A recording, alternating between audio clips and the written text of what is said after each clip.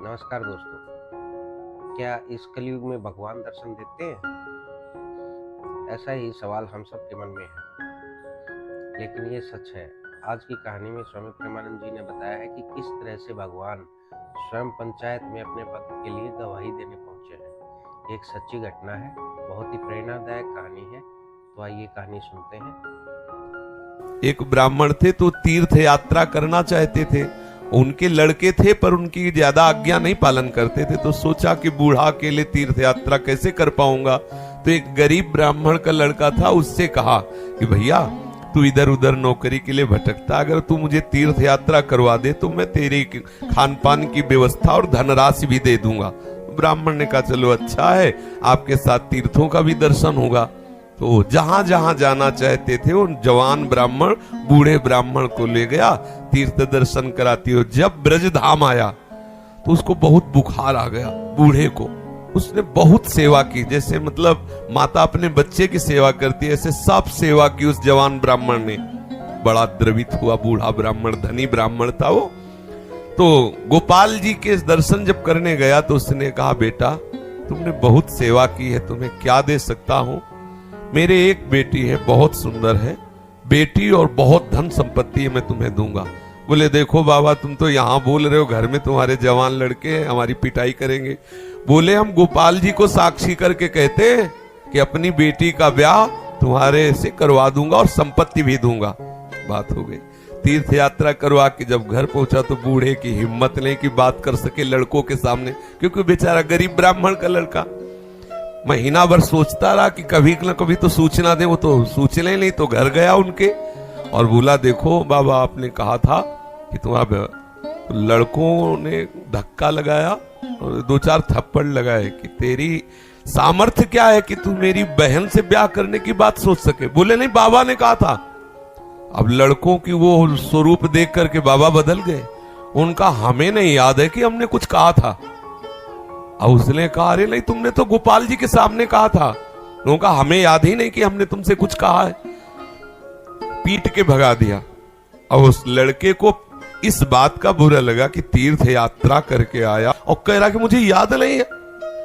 अब मैं अपनी तरफ से तो कहा नहीं था ब्याह करने की, और इसने हमारा अपमान भी करवाया, अब तो ब्याह करके ही रहेंगे। उसके जिद चढ़ गई। उसने पंचायत बुलाई और पंचायत में कहा कि इसने हमें तीर्थ यात्रा के लिए प्रेरित किया, तीर्थ यात्रा ले गया, मैंने इसकी सब सेवा की, इसने ठाकुर जी के सामने मेरे ब्याह की बात कही। तो बोले कोई और गवाही दो तब बात बनेगी। बोले गवाही में तो केवल हम ही और ये बुढ़ा और ठाकुर जी थे। तो बोले अब भाई गवाही तो दो में क्या, तुम जो कह रहे हो कि इन्होंने कहा वो कह रहे नहीं कहा, तो तीसरा चाहिए। वो तीसरे में तो ठाकुर जी थे। तो बोले अगर गवाही दे दें तो ब्याह हम जबरदस्ती करवा देंगे। पंचायत पहले लगती थी गांव में, जैसे होता है ना न्यायालय, तो छोटा मोटा न्यायालय समझो गांव का। पंच लोग जो निर्णय कर देते थे फिर वही होता था। तो बुढ़े से कहा तो बुढ़ा राजी हो गया, क्योंकि उसे पता था गोपाल जी थोड़ी आएंगे। उसने कहा अगर गोपाल जी कह दें पंचों के बीच में आके कि हाँ हमारे सामने ब्याह की बात हुई थी, तो अब किसी की बात नहीं मानेंगे, हम ब्याह कर देंगे। लड़के भी राजी हो गए, क्योंकि सबको पता था कि कोई ठाकुर जी मूर्ति थोड़ी चल के आएगी। और उसने मूर्ति नहीं माना था, उसने साक्षात ठाकुर जी माना था।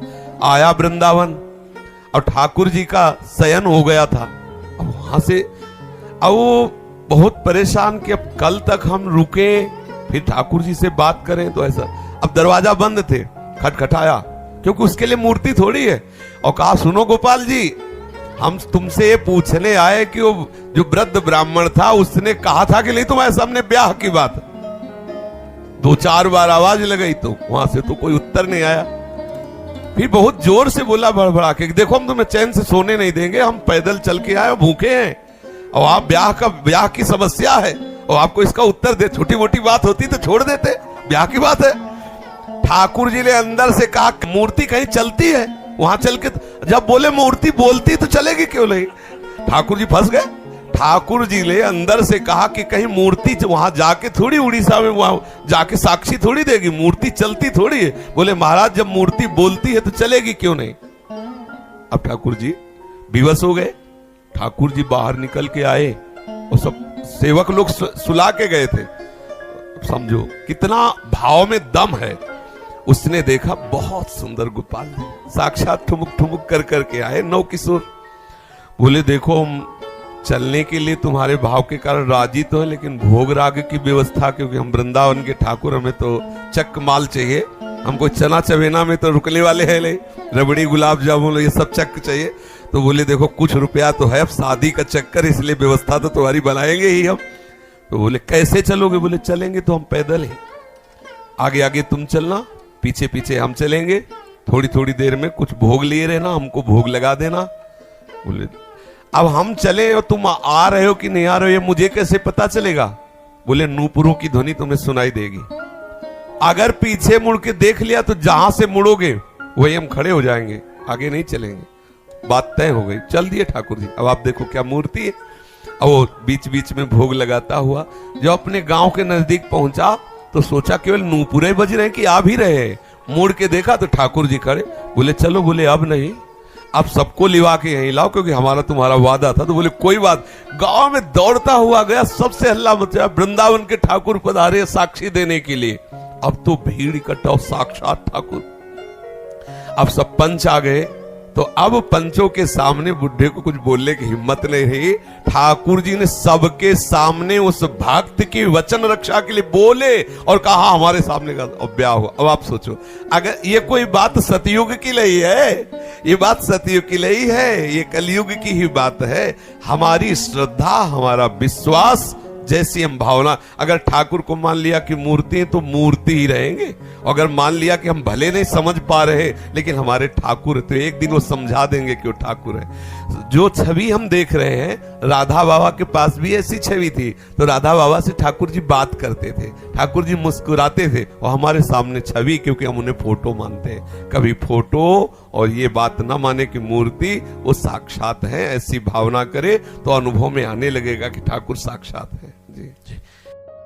तो दोस्तों, ये कहानी सुनी हमने स्वामी प्रेमानंद जी महाराज से। इसमें उन्होंने बताया कि भगवान को हम जिस तरीके से पूजते वो हमारा उसी तरीके से साथ देते हैं। अगर हम भगवान को सिर्फ मूर्ति के रूप में पूजते रहेंगे तो मूर्ति के रूप में ही हमारे साथ रहेंगे। कहानी में उन्होंने बताया कि किस तरीके से भगवान स्वयं भक्त के लिए पंचायत में गवाही देने पहुंच गए। ये कोई छोटी बात नहीं है। अगर हम विश्वास करते हैं, वास्तव में ये मानते हैं कि भगवान है और वो हमारे साथ है, तो वो हमारे हर सुख दुख में साथ होता है। आजकल हम सिर्फ भगवान को इस तरीके से पूछते हैं कि जैसे हम पर कोई दबाव है, कोई फॉर्मेलिटी हमने करनी है, लेकिन ये सच नहीं है। अगर विश्वास के साथ हम भगवान को मानते हैं तो उसी विश्वास से भगवान हमारा साथ देते हैं। इस कहानी के माध्यम से प्रेमानंद जी ने यही बताया है कि विश्वास करो। विश्वास अगर करोगे तो भगवान हमेशा आपका साथ देंगे, हर स्थिति में आपके साथ खड़े मिलेंगे। तो आशा है कि आपको कहानी पसंद आई होगी। अगर कहानी पसंद आई है तो लाइक, कमेंट, शेयर करें, चैनल को सब्सक्राइब करें, ताकि इसी तरह की कहानियां हम आपके लिए लेकर आते रहें और आपका मनोरंजन व ज्ञान बढ़ाते रहें। धन्यवाद।